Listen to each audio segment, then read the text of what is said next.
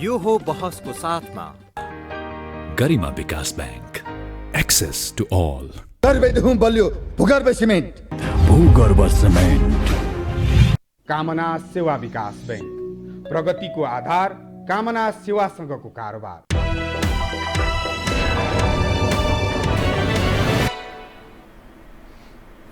नमस्कार, यो बसमा म यहाँहरूलाई हार्दिक स्वागत गर्दछु। जीवराम भण्डारी। आज यहाँहरू सामुन्ने उपस्थित हुनुहुन्छ महेश आचार्य, नेपाली काङ्ग्रेसका नेता हुनुहुन्छ, पूर्व मन्त्री, अनुभवले पनि खारिएको व्यक्ति, काङ्ग्रेसको जिनलाई राम्रो बुझेको व्यक्ति। उहाँसँग आज म समसामयिक विषयलाई केन्द्रमा राखेर कुराकानी गर्नेछु। नेपाली काङ्ग्रेस प्रमुख प्रतिपक्ष तर सशक्त प्रमुख प्रतिपक्षको भूमिका निर्वाह गरेन भन्ने एउटा आम बुद्धिजीवीको प्रश्न छ। त्यो विषय म उठान गर्नेछु। एउटा प्रजातान्त्रिक पार्टी किन निष्क्रिय, निस्तेज, निरीह जस्तो देखा पर्यो, यो एउटा जीवित प्रश्न छ। नम्बर 2, नेपाली जनको उहाँहरू जस्तै मानिसहरू भन्ने गर्नुहुन्छ 70-80 वर्षदेखिको सपना संविधान सभा मार्फत संविधान जारी गर्ने, बनाउने, जनताले संविधान बनाउने, त्यो सपना साकार भयो। संविधान सभा मार्फत संविधान जारी भयो, नेपाली जनको सपना साकार भयो। जनताले के पाए, यो अर्को जीवित प्रश्न छ। नेपाली जनले काहीँ न काहीँ विकल्पको रूपमा कम्युनिस्ट हौँ भन्नेहरूलाई मत जाहेर गरे। झन्नै झन्नै 2/3 बहुमत निकटको अवस्था छ। नेपालको राजनीतिक परिवर्तन 62-63 देखि यहाँसम्म आउँदा अझ 46 साललाई हेर्ने हो भने 30 वर्ष नागेको 62-63 देखिकै उदाहरण दिने हो भने पनि झन्नै 15 वर्ष हामीले यो व्यतीत गरिसकेका छौँ। तर मानिसहरूमा त्यो निराशा किन छायो? लगायत कतिपय परराष्ट्र मामिला सहित सरकार कोभिड-19 यावत विषयमा उठान गर्नेछु। सर्वप्रथम म उहाँलाई स्वागत गर्छु। स्वागत छ यहाँलाई। धेरै धेरै धन्यवाद छ जीवरामजी। म विषय काङ्ग्रेसबाट प्रारम्भ गरेँ।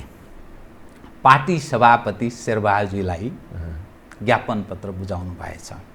यसरी हेर्दा के देखा पर्छ भने काङ्ग्रेसमा गुट उपगुट छ। बाहिर यत्रतत्र यो चर्चा मात्रै हुने गर्थ्यो, तर देखिने गरेर गुट छ भन्ने अर्थ लाग्यो।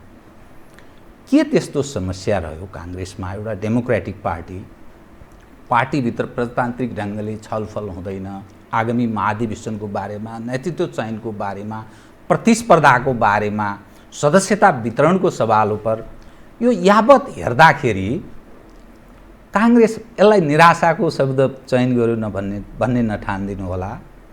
गरी खाँदैन कि क्या हो? अब काङ्ग्रेसले कम्युनिस्टहरूसँग अब्बल दर्जाको प्रतिस्पर्धा गर्न सक्दैन क्या हो? कम्युनिस्टहरूले यसै लपेटेर खाने हुन् कि भन्ने अर्थ लाग्छ यो समग्र घटना हेर्दा।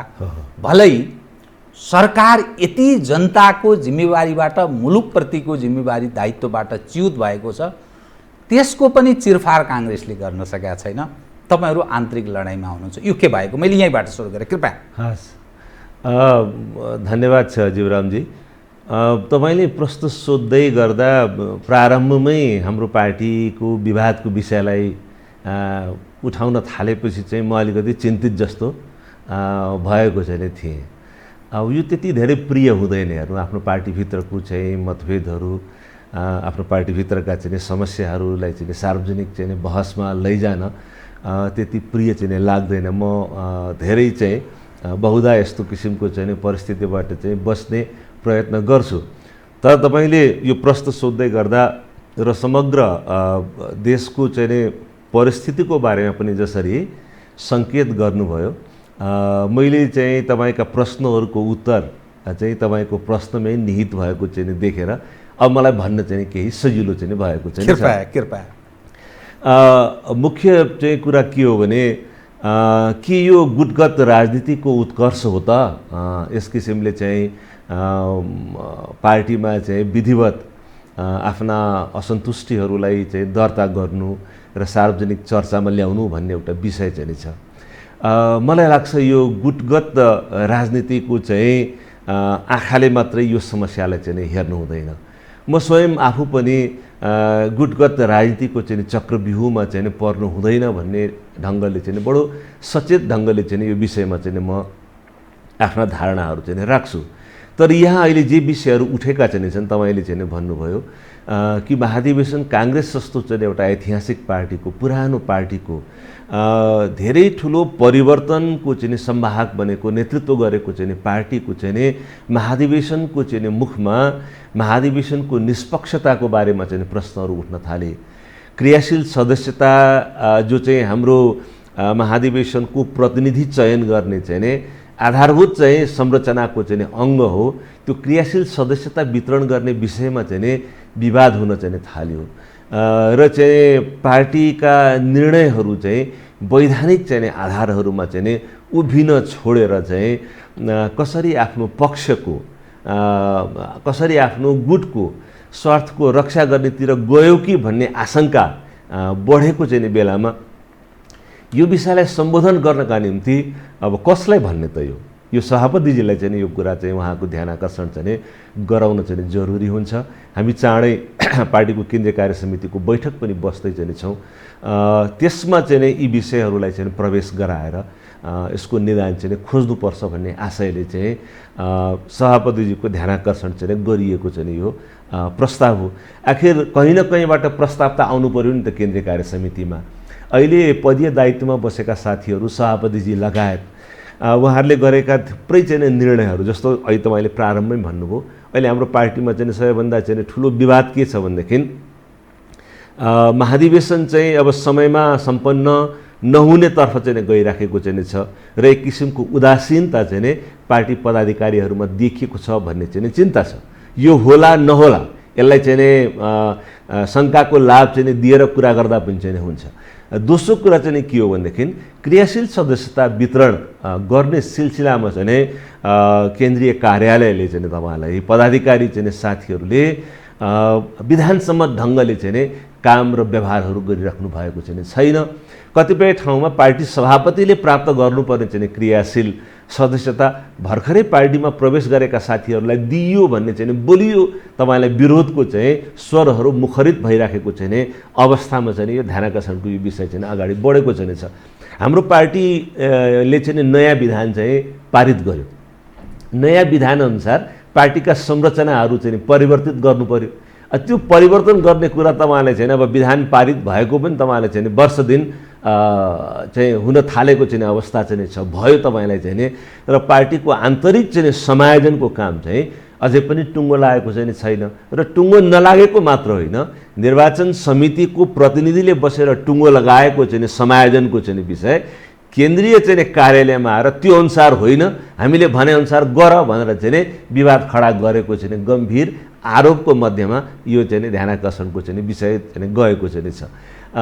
र यो तपाईँलाई पार्टीका चाहिँ विभिन्न निकायहरूमा आदरणीय सभापतिजीले मनोनयन चाहिँ गरिराख्नु भएको चाहिँ छ, जुन चाहिँ पार्टीको विधानको भावना र मर्म अनुसार गर्नु चाहिँ उपयुक्त होइन। अब दर्शकहरूलाई मनोटोस हुन्छ होला, तर यो खुलेरै भन्नै पर्छ किनभने जे छ त्यो भन्नै पर्यो। हाम्रो चाहिँ मैले झन्डै 1 महिना अगाडि सभापतिजीलाई अब मेरो चाहिँ फेसबुक स्ट्याटसमा लेखेर सभापतिजीको ध्यानाकर्षण गराएँ। सभापतिजीलाई मैले ध्यानाकर्षण गराएको विषय चाहिँ मैले यो सार्वजनिक सञ्चार माध्यमहरूबाट पनि भने, उहाँले मलाई टेलिफोन पनि गर्नुभयो र हामीले यस विषयमा कुरा पनि गऱ्यौँ। र मैले भने सभापतिज्यू नगर्नुहोस् चाहिँ यो अहिले चाहिँ जुन नियुक्तिहरू विभागमा चाहिँ गर्दै हुनुहुन्छ यसले चाहिँ पार्टीको चाहिँ जीवनमा थप चाहिँ विग्रह चाहिँ ल्याउने चाहिँ म देख्छु।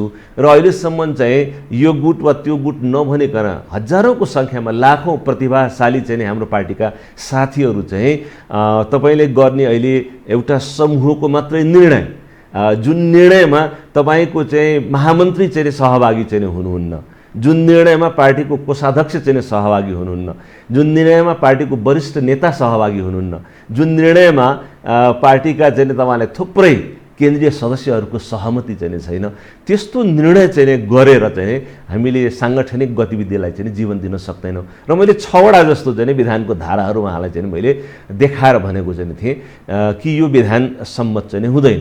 पहिलो त के भने हाम्रो विधानमा एउटा प्रावधान चाहिँ छ, सबै नियुक्तिहरू समितिमा विभागहरूमा गर्नुपर्ने नियुक्तिहरू चाहिँ पुरानो विधानमा चाहिँ महाधिवेशन भएको 2 महिनाभित्र गरिसक्नुपर्ने, अहिले हाम्रो पार्टी सभापतिले अस्तिको महासमितिमा संशोधन गर्नुभएको विधानमा पनि 6 महिनाभित्र गरिसक्नुपर्ने भन्ने चाहिँ प्रावधान चाहिँ छ। अब यो हामीले 4 वर्षसम्म चाहिँ कार्यकाल जुन हुन्छ त्यो अवधिभित्र गरेनौँ यस्तो नियुक्तिहरू, अनि 1 वर्ष थप्यौँ हामीले चाहिँ म्याद हाम्रो चाहिँ पदावधि सबै तहको, त्यसको पनि 6 महिना गुज्रिसक्यो। अब त्यो 6 महिना गुज्रिसके पछाडि नियुक्ति गर्नु चाहिँ विधान सम्मत चाहिँ नि हुँदैन भने र त्यसलाई पुष्टि गर्न मैले थप विधानको अर्को व्याख्या के भन्यो भने हेर्नु, पार्टीको क्रियाशील सदस्यता दिने कुरा पनि महाधिवेशन हुनुभन्दा 6 महिना अगाडि चाहिँ रोकिनुपर्छ भनेर चाहिँ नि पार्टीको विधानमा लेखिएको छ। किन यस्तो व्यवस्था गरिएको होला भन्दा पार्टीको महाधिवेशनको मुखमा क्रियाशील सदस्यता वितरण गरेर महाधिवेशनलाई प्रभावित गर्ने, यसको निष्पक्षता चाहिँ प्रभावित हुने काम चाहिँ पदाधिकारीहरूले नगरून् भन्ने चाहिँ विधानको चाहिँ आशय हो। क्रियाशील सदस्यता त रोक्नु पर्दछ भनेर चाहिँ भनेको चाहिँ अवस्थामा हामी विभागका यति ठुला चाहिँ महत्त्वपूर्ण निर्णय, हजारौँको सङ्ख्यामा साथीहरूलाई पद र जिम्मेवारी बाँडफाँड गर्ने जुन कुरा गर्दैछौँ त्यो चाहिँ गलत हो भनेर भने। मैले विधानको अर्को धारा पनि कोट गरेर भने कि हाम्रो पार्टीको सभापतिले महाधिवेशन सकिएपछि झन्डै 40 जना महाधिवेशनका सदस्यहरूलाई मनोनयन गर्न पाउनुहुन्छ।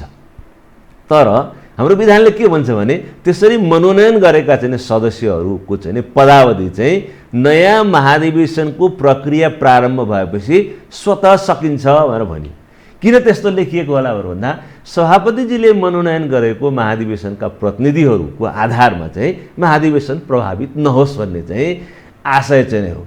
अब हाम्रो विधानमा अर्को पनि के व्यवस्था छ भनेदेखि जति पनि विभागहरू चाहिँ बन्छन् ती विभागहरूले चाहिँ हरेक 6 महिनामा आफ्नो चाहिँ प्रगतिको चाहिँ कार्य मूल्याङ्कन, कार्य सम्पादन गरेको मूल्याङ्कन गरेर प्रगति प्रतिवेदन दिनुपर्दछ। अनि मैले सभापतिजीलाई भने तपाईँले अहिले नियुक्त गरेको चाहिँ विभागहरूको समयावधि 6 महिना पनि हुँदैन, अगर फागुनमा महाधिवेशन हुने हो भनेदेखि त अबको 2-3 महिना पछाडि सबै साथीहरू चाहिँ जिल्ला तहका, गाउँ तहका, वडा तहका अधिवेशनहरूमा जानुहुन्छ। केन्द्रका गतिविधिहरू अत्यन्त सीमित हुन्छन्। अहिले विभाग बन्दा यो विभागमा बसेका साथीहरूले कहिले चाहिँ आन्तरिक छलफल गर्नुहुन्छ, कहिले देशका चाहिँ मूल मुद्दाहरूमा चाहिँ विज्ञहरूसँग परामर्श गरेर धारणा बनाउनुहुन्छ, आफ्नो प्रतिवेदन चाहिँ केन्द्रीय कार्य समितिलाई चाहिँ दिनु होला र त्यो केन्द्रीय कार्य समितिले जसको म्याद गुज्रिन थालेको चाहिँ छ त्यसले ती सिफारिसहरूलाई, ती सुझावहरूलाई कहिले कार्यान्वयन गर्ला। त्यसैले यो त्यति विधान सम्मत चाहिँ भएन। 6 महिनाभित्र चाहिँ गर्न नहुने भनेर तोकेका केही कामहरू पनि छन्, जस्तो महाधिवेशनको प्रक्रिया प्रारम्भ भयो भने हाम्रो पार्टीको विधानमा एउटा के व्यवस्था छ भने कि पार्टीको सभापतिजीको राजीनामाका कारणले अथवा दुर्भाग्यवश मृत्यु भयो र पद रिक्त भयो भनेदेखि तत्काल चाहिँ कार्यवाहक सभापतिले चाहिँ उपसभापतिले चाहिँ कार्यवाहक सभापतिको रूपमा काम गर्ने र 6 महिनाभित्र महाधिवेशन गरेर अधिवेशन गरेर सम्बन्धित तहको तपाईँलाई सभापतिको चाहिँ निर्वाचन गर्ने भन्ने व्यवस्था छ। तर महाधिवेशनको प्रक्रिया प्रारम्भ भयो भने त्यो पनि गर्नु पर्दैन है, नयाँ महाधिवेशनले गर्छ भनेर भनिरहेछ। भनेपछि 6 महिना अब महाधिवेशनको प्रक्रिया त प्रारम्भ भइसक्यो र हामी चाहिँ यतिखेर विभागहरू गठन गर्दैछौँ। विभागहरूका कामहरूलाई उसको कामको मूल्याङ्कन गर्नका निम्ति चाहिँ कार्य सम्पादन समिति भन्ने हुन्छ। केन्द्रीय कार्य समितिले आफू मध्येबाट चाहिँ कार्य सम्पादन समिति बनाउँछ। त्यो कार्य सम्पादन समिति चाहिँ सभापतिजीले बनाउनु भएको चाहिँ छैन, जसले चाहिँ विभागका कामहरूको मूल्याङ्कन गर्नुपर्ने हो त्यो समिति चाहिँ छैन।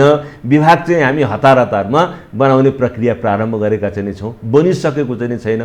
अझै कति दिन लगाएर चाहिँ महिना लगाएर चाहिँ यो बनाइराख्नुपर्ने चाहिँ चरणमा जानु विधानको भावना र मर्मअनुसार होइन सभापतिज्यू भनेर चाहिँ मैले पत्र लेखेर पनि उहाँको ध्यानाकर्षण गराएँ। टेलिफोनमा मैले चाहिँ संवाद गरेँ र अहिले पनि कुरा करिब तिनै चाहिँ कुरा उठिराखेको चाहिँ छन्। त्यसैले हेर्नु अब यो प्रिय त होइन, तर अब हामीले हाम्रो सभापतिजीलाई नभने कि समस्या त यस्तो आयो, यसलाई चाहिँ समयमै निदान गरौँ र यो जे चाहिँ ध्यानाकर्षण पत्र चाहिँ यसले दर्ता भएको चाहिँ छ त्यसको मूल उद्देश्य भनेकै तपाईँलाई महाधिवेशन चाहिँ समयमा होस् र निष्पक्ष तवरले चाहिँ होस् भन्ने हो। किनभने यसो गर्दा मात्रै, अनि अब म तपाईँले भन्नुभएको अर्को विषयमा चाहिँ जान्छु कि काङ्ग्रेस जस्तो पार्टी देशमा चाहिँ वामपन्थी चाहिँ शक्तिको चाहिँ झन्डै 2/3 बहुमतको चाहिँ सरकार र उसको काम गराई झन्डै 3 वर्षको काम गराई हेर्दा चाहिँ अत्यन्त चिन्ताजनक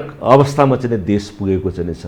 देशका आधारभूत समस्याहरूको पनि चाहिँ निदान नभइराखेको चाहिँ अवस्थामा प्रमुख प्रतिपक्षी पार्टीले आफ्नो पार्टीभित्र अझ विग्रह बढ्ने गरी स्वेच्छाचारिता चाहिँ कम्युनिस्ट सरकारको त्यसका विरुद्ध लड्नका निम्ति कसरी हामीले हाम्रो पार्टीको समग्र शक्तिलाई एक ठाउँमा ल्याउन सक्दछौँ। सभापतिज्यू, विधानको चाहिँ सबैले पालना गरेको र खास गरी नेतृत्व पङ्क्तिले तपाईलाई चाहिँ कहीँ पनि तपाईलाई मोहर नदेखाइकन निष्प्रिय ढङ्गले चाहिँ विधानको व्यवस्थाभन्दा म परतिर जान्न भन्ने ढङ्गले काम गर्दा मात्रै काङ्ग्रेस पार्टीभित्र आन्तरिक ऊर्जा आउँछ र काङ्ग्रेस पार्टीभित्रको आन्तरिक ऊर्जा काङ्ग्रेस पार्टीको चाहिँ विधानको परिपालना लोकतन्त्रको आधारभूत चाहिँ मर्म भावनाहरूको पालनाबाट काङ्ग्रेसले एउटा पाठशालाको रूपमा राष्ट्रिय राजनीतिमा पनि जनताको विश्वास जित्ने ढङ्गको चाहिँ किनभने हेर्नु काङ्ग्रेस चाहिँ हामी पुरानो पार्टी हौँ भनेर मात्रै हाम्रो पार्टीका नेताहरू बीपी कोइराला, गणेश मानजी, कृष्णप्रसाद भट्टराई, गिरिजाबाबु, सुवर्ण शमशेर को गाथा गाएर मात्रै चाहिँ अहिलेको नयाँ पुस्ताले चाहिँ काङ्ग्रेस का पक्षमा चाहिँ मतदान गर्दैन। काङ्ग्रेस आचरणले, विचारले, सिद्धान्तले लोकतन्त्रका प्रति समर्पित पार्टी हो। यो सत्ताको निम्ति चाहिँ सिद्धान्तसँग सम्झौता चाहिँ गर्दैन। यसले चाहिँ तपाईलाई के छ भने जनताका चाहिँ सुख र दुःखमा साथी हुने लामो सङ्घर्षको चाहिँ हाम्रो इतिहासमा हामीले चाहिँ हाम्रा हजारौँ साथीहरूले जेलमा चाहिँ गएर चाहिँ भोगेको कष्ट, जीवन बलिदान गरेको चाहिँ तपाईलाई चाहिँ जुन परम्परा चाहिँ छ, निर्वाचनको पीडा भोगेको चाहिँ जुन परम्परा चाहिँ छ, आज यी सबै केही पनि दुःख चाहिँ गर्नु पर्दैन। केवल आफ्ना आचरणमा, आफ्ना बोली व्यवहारमा चाहिँ निष्ठा, इमानदारिता र चाहिँ तपाईलाई चाहिँ लोकतन्त्र, विधान र संविधानको चाहिँ पालना गर्ने चाहिँ बाटोबाट मात्रै हामी चाहिँ जनताको चाहिँ दुःख र चाहिँ तपाईलाई पीडामा चाहिँ मरहम पुरानो पुँजी नै पनि यथेष्ट छ। त यसो सरसर्ती हेर्दा के देखियो भने तपाईको कुरा सुन्दा पनि आगामी महाधिवेशनलाई प्रभावित गर्ने ढङ्गले पार्टी सभापति काम गरिरहनु भएको छ। त्यसकारण तपाईहरुले ध्यान आकर्षण गराउनुभयो। उहाँको ध्यान आकृष्ट भएन भने के गर्नुहुन्छ? किन मैले यो विषय उठान गरे भने रामचन्द्र पौडेलजी, डाक्टर शशाङ्क कोइराला महामन्त्री हुनुहुन्छ पार्टीको, सीतादेवी यादव सायद कोषाध्यक्ष हुनुहुन्छ, तपाईँ, प्रकाश मानसिंह लगायत तमाम, अर्जुन नरसिंह, तमाम मानिसहरू सभापतिको यो गतिविधिसँग विमति जनाउनुहुन्छ। उहाँले मान्नु भएन भने, ध्यान आकृष्ट उहाँको भएन भने के गर्ने? जीवरामजी, अब म आशा गर्छु सभापतिजीले गम्भीरतापूर्वक यो विषयलाई कहिलेसम्म आश गर्ने होइन। अब अहिले त 19 गते हाम्रो पार्टीको केन्द्रीय कार्य समितिको बैठक चाहिँ बस्ने कुरा भएको चाहिँ छ र यो विषय चाहिँ अब प्रवेश गरोस् भन्ने चाहिँ आशय हो। हेर्नु, हाम्रो पार्टीको वैधानिक व्यवस्था के छ भने कहाँ कहाँ समस्या चाहिँ छ, म यो तपाईँको माध्यमबाट चाहिँ सञ्चार माध्यमबाट पनि सभापतिजीको नोटिसमा आओस् भन्ने चाहिँ म चाहन्छु। हेर्नुहोस् है, अब पार्टीको चाहिँ तपाईँलाई बैठकमा प्रस्ताव लैजाने जिम्मेवारी पनि महामन्त्रीको हो नि त। महामन्त्री स्वयं चाहिँ पार्टीका चाहिँ विधिवत चाहिँ छलफलहरू, बैठकहरूमा चाहिँ पार्टीको चाहिँ महामन्त्रीका चाहिँ भनाइहरूको चाहिँ यथोचित चाहिँ सम्मान हुन छोड्यो भनेदेखि नेपाली काङ्ग्रेसको केन्द्रीय कार्यालय चाहिँ पार्टी महामन्त्रीको चाहिँ जिम्मामा चाहिँ रहन्छ। पार्टीको महामन्त्रीले पार्टीका चाहिँ सबै चाहिँ निर्णयहरूलाई यसको चाहिँ वैधानिकताको प्रमाणीकरण गर्ने चाहिँ अधिकार विधानले चाहिँ महामन्त्रीलाई दिएको चाहिँ अर्को पनि हुनुहुन्छ नि हो। म त्यही भन्दैछु, पार्टीको चाहिँ तपाईँलाई चाहिँ सबै यावत निर्णयहरूका बारेमा पत्राचार गर्ने अधिकार चाहिँ महामन्त्रीको चाहिँ हो र महामन्त्री चाहिँ निर्वाचित महामन्त्री यो प्रक्रियाबाट चाहिँ तपाईँलाई अलग भएको जस्तो देखिनु भयो भनेदेखि चाहिँ धेरै ठुलो साङ्गठनिक समस्यामा हाम्रो पार्टी फसेको छ भन्ने कुराको सङ्केत हो नि त, यो त्यसको परिचायक चाहिँ हो नि। त्यसैले मेरो आग्रह चाहिँ के हो भनेदेखि कि पार्टीको वरिष्ठ नेता, पार्टीको चाहिँ महामन्त्री, जुन महाधिवेशनले सभापतिलाई निर्वाचित गर्यो त्यही महाधिवेशनले निर्वाचित गरेको महामन्त्री, त्यही महाधिवेशनले निर्वाचित गरेको केन्द्रीय समितिका सदस्यहरूको एउटा ठुलो सङ्ख्याले सभापतिज्यू यहाँ समस्या देखियो। म हेर्नु यो शेरबहादुरजीमाथि कुनै आक्षेप लगाएर आरोप लगाएर म यो कुरा गरिराखेको छैन। पार्टी नेतृत्वमा बसेको मान्छेको बारेमा यो पर्सेप्सन, यो चाहिँ धारणा बन्न गयो कि होइन यो निष्पक्ष नहुने ढङ्गले यो अगाडि बढ्दै गएको छ भन्दा त्यो उहाँको छविलाई आघात पुग्ने कुरा मात्र होइन, यसले चाहिँ हामी सबैको तपाईँलाई चाहिँ छविमा चाहिँ आघात पुर्याउँछ। हामी सबैको चाहिँ शक्तिमा क्षमतामा हाम्रो पार्टीको चाहिँ तपाईँलाई इमेजमा चाहिँ आघात पुग्छ। त्यसैले यस्तो कुराहरू चाहिँ सच्याउनुपर्छ। मैले अघि चाहिँ 6-7वटा चाहिँ विधानका चाहिँ व्यवस्थाहरू चाहिँ भने सभापतिजीले यसलाई टेबलमा बसेर छलफल गर्दा सभापतिजी यो विधानको मर्म अनुसार त भएन नि त, विधानले त यसो भन्छ, हाम्रा चाहिँ निर्णयहरू यतापट्टि चाहिँ गए, पार्टीको आन्तरिक समायोजनका काम सकिएको चाहिँ छैन। विभिन्न पार्टीबाट चाहिँ हाम्रो चाहिँ अब जस्तो विजय गच्छादारजीसँग चाहिँ पार्टीको एकीकरण भएको चाहिँ तपाईँलाई चाहिँ अब चुनावको मुखमा हो, 3 वर्ष चाहिँ हुन थाल्यो। त्यो समायोजनको प्रक्रिया पनि चाहिँ अझै इन्कम्प्लिट भएको जस्तो चाहिँ गुनासो हाम्रो पार्टीमा आइराखेको छ। हाम्रो पार्टीको आन्तरिक समायोजन पनि हुन नसकिराखेको अवस्था चाहिँ छ र यो बेलामा क्रियाशील सदस्यता र अरू पार्टीबाट प्रवेश गर्ने चाहिँ साथीहरूका बारेमा गरिएका निर्णयहरूमा पार्टीभित्र यथेष्ट आन्तरिक चाहिँ छलफल भएन भन्ने जुन कुरा चाहिँ छ यसले चाहिँ समस्या ल्याउँछ भन्ने मेरो भनाइ हो। कतिपय साथीहरू चाहिँ बहस गर्नुहुन्छ यो त सभापतिजीको चाहिँ एक्लौटी विशेषाधिकार हो भनेर भन्नुहुन्छ। मैले कतिचोटि चाहिँ भने उहाँलाई मिटिङमा पनि भने, मैले पौडेलजीले एउटा मिटिङ चाहिँ बहिष्कार पनि गर्नुभयो, मैले त्यो मिटिङ बहिष्कार गरिनँ, तर मैले सभापतिजीको चाहिँ उपस्थितिमा गएर आफ्ना धारणाहरू राखेँ। त्यतिले नपुगेर मैले लिखित रूपमा पनि आफ्नो कुराहरू चाहिँ केन्द्रीय कार्यक्षेत्रमा सभापतिजीलाई चाहिँ दिएँ र मैले भने हेर्नु मलाई थाहा छ कि यो सभापतिजीले गर्ने काम हो, विशेषाधिकार हो, तर यो विशेषाधिकारलाई विवेक नपुर्याइकन निर्णय गर्नुभयो भनेदेखि यसले पार्टीमा चाहिँ दुर्घटना चाहिँ ल्याउँछ। हाम्रो पार्टीमा यस्तो घटनाहरू घटेको छैन। पुरानो चाहिँ घटनाहरूबाट पनि हामीले चाहिँ पाठ सिक्नुपर्दछ र यहाँ त मैले भने विधानका चाहिँ थुप्रै व्यवस्था यसका भावना र मर्महरूलाई चाहिँ उल्लङ्घन गरेर हामी निर्णय गर्दै जाँदा महाधिवेशन चाहिँ निष्पक्ष हुँदैन कि पदीय दायित्वमा बसेका चाहिँ साथीहरू चाहिँ ले महाधिवेशनलाई प्रभावित गर्ने चेष्टा गर्नुहुन्छ कि, अनि त्यसो गर्दा चाहिँ के हुन्छ भनेदेखि गुटमा विभक्त हुन्छ अनि एउटा गुटले अर्को गुटसँग चाहिँ प्रतिस्पर्धा गरेर एउटा गुटले अर्को गुटलाई विस्थापित गर्ने ढङ्गको चाहिँ यो महाधिवेशन भयो भनेदेखि एउटा अभूतपूर्व सङ्कटमा फसेको छ देश। म मेरो पार्टीको मात्र म कुरा गरिराखेको चाहिँ छैन, म लोकतन्त्रको मात्र म कुरा गरिराखेको चाहिँ छैन, समग्र देश यसको भविष्य चाहिँ तपाईँलाई चाहिँ सङ्कटोन्मुख चाहिँ म देखिराखेको चाहिँ छु।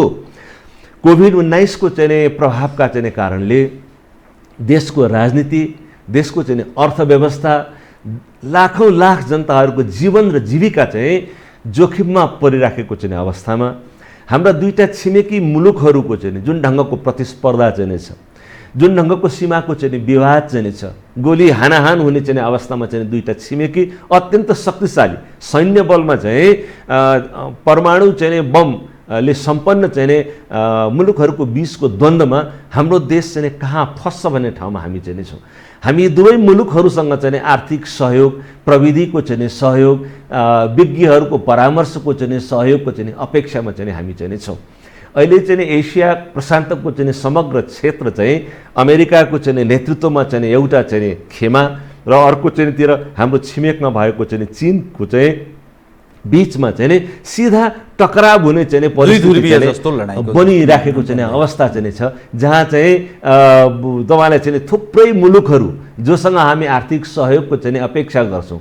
अब नाटोभन्दा बाहिर अमेरिकाको चाहिँ बाइल्याटरल चाहिँ एलायन्स भएको देशहरू तपाईँले चाहिँ हेर्नुभयो भने अस्ट्रेलिया चाहिँ जापान जस्तो देश, दक्षिण कोरिया जस्तो चाहिँ देश, फिलिपिन्स जस्तो देश, थाइल्यान्ड जस्तो चाहिँ देश, उनीहरू चाहिँ के छ भनेदेखि इन्डो पेसिफिक चाहिँ अमेरिकाको चाहिँ जुन दृष्टि चाहिँ छ त्योसँग जोडिएर चाहिँ तपाईँलाई चीनसँगको चाहिँ अत्यन्त तीव्र प्रतिस्पर्धामा चाहिँ गएको बेलामा तपाईँलाई चाहिँ यो दक्षिण पूर्व एसियाका थुप्रै मुलुकहरू, मेकङ नदी किनारका चाहिँ थुप्रै चाहिँ तपाईँलाई चाहिँ मुलुकहरू चाहिँ भियतनाम होस्, लाओस होस्, कम्बोडिया होस्, बर्मा होस्, उनीहरूसँग पनि अमेरिकाको र चीन दुवैको चाहिँ अन्तर्क्रिया बढिराखेको, सिङ्गापुर जस्तो चाहिँ देश जसले चाहिँ तपाईँलाई चाहिँ एसिया प्रशान्त क्षेत्रमा तपाईँलाई अमेरिकाको चाहिँ उपस्थिति तपाईँलाई के छ भने शान्ति र सुरक्षाको निम्ति चाहिँ जरुरी छ भनिन्छ। यद्यपि ठुलो चाहिँ सैन्य गठबन्धनमा गएको चाहिँ देश होइन, त्यति मात्र होइन, हिन्दुस्तान जस्तो चाहिँ झन्डै 1 अर्ब 30 करोडको देशलाई चाहिँ अमेरिका र हिन्दुस्तानको बिचको चाहिँ जुन समझदारी चाहिँ छ, एउटा स्ट्रेटेजिक चाहिँ पार्टनरको रूपमा चाहिँ हिन्दुस्तान र अमेरिकाको बिचको चाहिँ संवाद र सम्बन्ध चाहिँ गहिरिँदै गएको अवस्थामा हामी यहाँ चाहिँ छौँ। अनि यो परिस्थितिमा सारा देशमा चाहिँ तपाईँलाई एकताबद्ध भएर हामीले वामपन्थी शक्तिहरूसँग पनि कम्युनिस्ट सरकारलाई पनि चाहिँ परराष्ट्र सम्बन्धमा असन्तुलन चाहिँ नआओस्, हामीले हाम्रो देशको राष्ट्रिय चाहिँ अस्मिता, यसको चाहिँ सार्वभौम, यसको चाहिँ अस्मिता, यसको चाहिँ सार्वभौमिकताको स्वतन्त्रताको चाहिँ रक्षा गर्ने कुरा सँगसँगै हामी कुनै पनि सैन्य गुटमा आबद्ध नभइकन आफ्ना विकासका चाहिँ आशाहरू, अपेक्षाहरू, जनताको चाहिँ एकता, देशभित्र जे जस्ता मतभेदहरू चाहिँ छन् त्यसलाई निराकरण गर्ने ढङ्गको सोच बनाउनका निम्ति काङ्ग्रेस जस्तो पार्टीले चाहिँ एउटा गम्भीर ढङ्गको इनपुट दिनुपर्ने बेलामा, विचार दिनुपर्ने बेलामा, सहयोग गर्नुपर्ने बेलामा यतिखेर हामी कुनै अस्वाभाविक झगडा सत्ता पक्षसँग पनि गरिराखेको चाहिँ छैन। उनीहरूले पाएको 5 वर्षको म्यान्डेट हो। हामीले चाहेर पनि यो सरकारलाई विस्थापित गर्न सक्दैनौँ। त्यसैले काङ्ग्रेसले सत्ताको राजनीति, सत्ताको खेलमा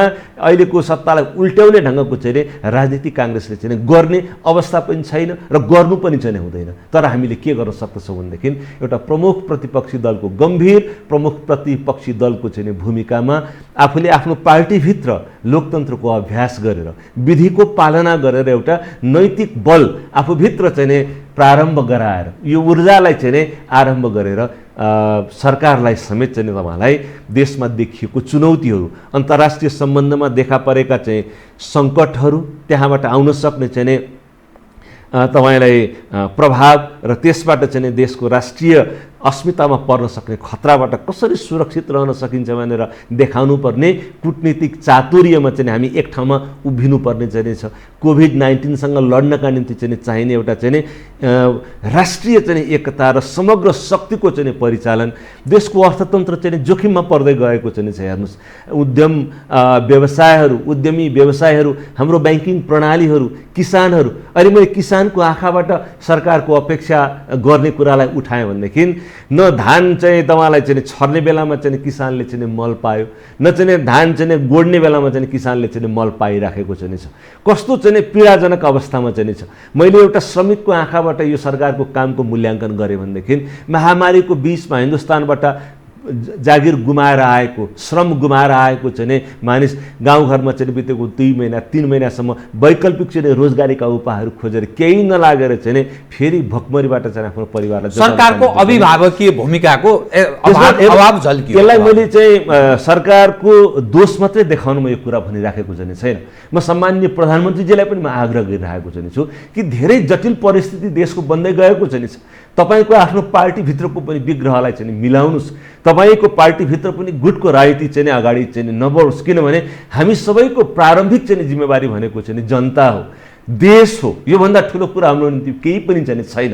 तर अहिले हाम्रो पार्टीभित्रको पनि मतभेद केवल हामी हाम्रो पार्टीभित्रको चाहिँ नेतृत्वको प्रतिस्पर्धाको चाहिँ आँखाबाट मात्रै हेरिराखेको चाहिँ छौँ र सत्तारूढ चाहिँ पार्टीले पनि केवल को बलियो हुने त्यो पार्टीभित्र भन्ने मुद्दामा यो देश कसरी बलियो हुन्छ, अभूतपूर्व चाहिँ राष्ट्रिय सङ्कटमा परेको बेलामा कोभिडले ल्याएको छ अभूतपूर्व सङ्कट, हाम्रो चाहिँ अर्थतन्त्रले ल्याएको चाहिँ छ एउटा अभूतपूर्व चाहिँ सङ्कट, हाम्रो चाहिँ तपाईँलाई चाहिँ संविधान यत्रो चाहिँ उत्साहले आएको संविधान र यसले ल्याएको सम्भावनाहरू जुन ढङ्गले चाहिँ भत्किन गइराखेको जस्तो चाहिँ अवस्था चाहिँ छ, यसले ल्याउँदैछ सङ्कट र चाहिँ हाम्रो अन्तर्राष्ट्रिय चाहिँ सम्बन्धहरूमा, अन्तर्राष्ट्रिय चाहिँ क्षेत्रमा चाहिँ परिराखेका चाहिँ तनावहरूको चाहिँ जुन दबाव चाहिँ नेपाललाई पर्न सक्ने सम्भावना चाहिँ छ, त्यो सङ्कटलाई ध्यानमा राखेर देश एक ढिक्का चाहिँ हुनुपर्ने। हरेक राजनीतिक पार्टीहरूले, कम्युनिस्ट आन्दोलन पनि अहिले चाहिँ तपाईँलाई आफ्ना विग्रहहरू चाहिँ मेटेर